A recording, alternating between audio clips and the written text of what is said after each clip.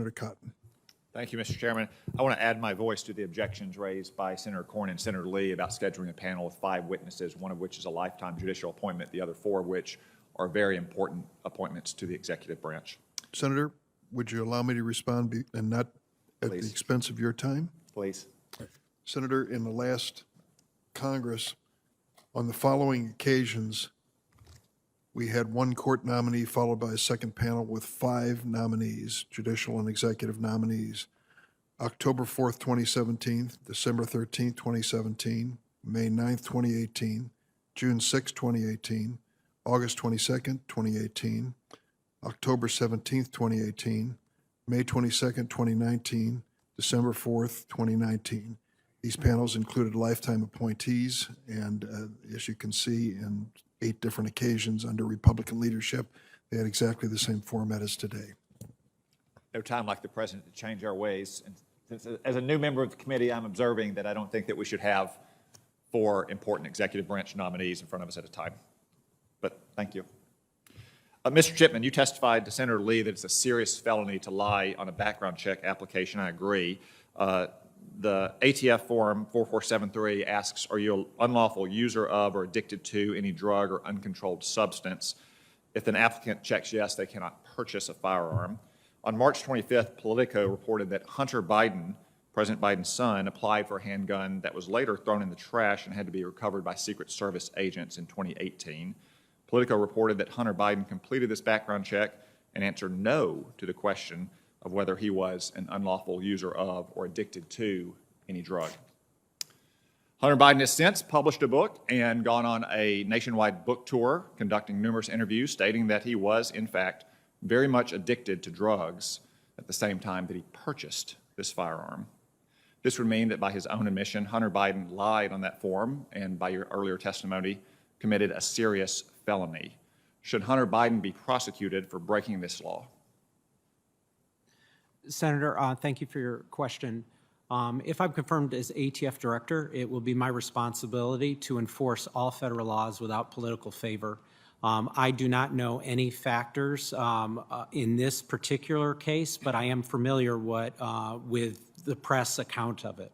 Well, my understanding is the statute of limitation is only 5 years, and that this happened in 2018. Mr. Biden is obligated to keep a record of that form for up to 5 years himself. So this should be a fairly easy case to investigate. Can I get your commitment that if you are confirmed, you will in fact look into this matter and refer it for prosecution if you find that Hunter Biden violated the law? Senator, what I will assure you is that if ATF director, I will ensure that all violations of law are investigated and referred. I'm not sure that it has not been investigated. Well, I hope it has, and if the facts are as clear-cut as they appear to be, based on Mr. Biden's own admission, I would expect to see criminal charges forthcoming. But I would say that when a case is as high profile as this, if there is not an answer for the American people and public, it severely undermines the confidence in our gun laws, as well as the ATF and the Department of Justice, if there are not criminal consequences. I want to turn to a second matter now, Mr. Chipman. You have called for an assault weapons ban. I have a simple question for you. What is an assault weapon? Senator, an assault weapon would be, in the context of the question you asked, what Congress defines it as. So you're asking us to ban assault weapons. We have to write legislation. Can you tell me what is an assault weapon?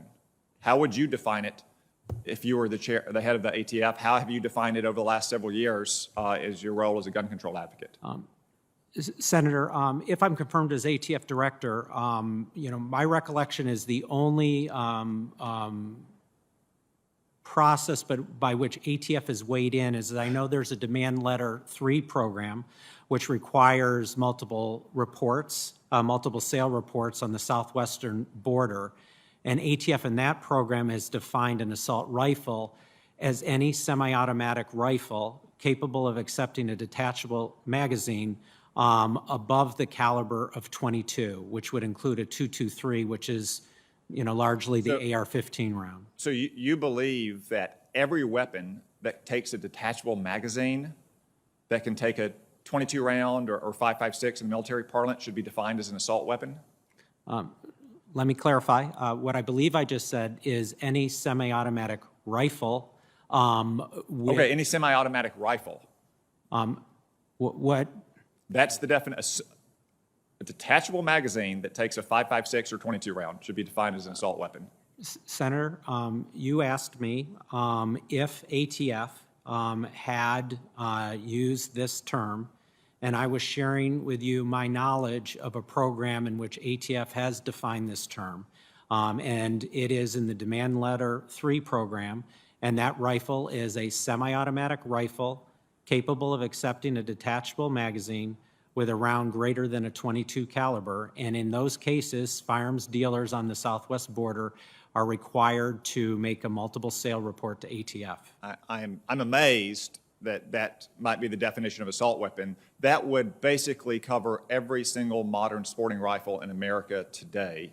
Let me put it this way. If I wanted to buy an assault weapon and I walked into Walmart or Cabela's or some other firearm dealers and I looked up on the wall where they were labeling their weapons, would there be a label on the wall for assault weapon? I don't believe, Senator, and thank you for this question, that the firearms industry has used the term assault rifle in their marketing since there was a ban on it. It was after that that they changed their use of the term assault rifle to the modern sporting rifle. Well, so I've been in Walmarts and I've been in Cabela's and I've seen that you can find sections for pistols or handguns or for shotguns or for rifles because those are actual kinds of firearms. I think our exchange here illustrates that there really is no such thing as an assault weapon. That is a term that was manufactured by liberal lawyers and pollsters in Washington to try to scare the American people into believing that the government should confiscate weapons that are wildly popular for millions of Americans to defend themselves and their families and their homes. Thank you, Senator. Senator Hirono. Thank you, Mr.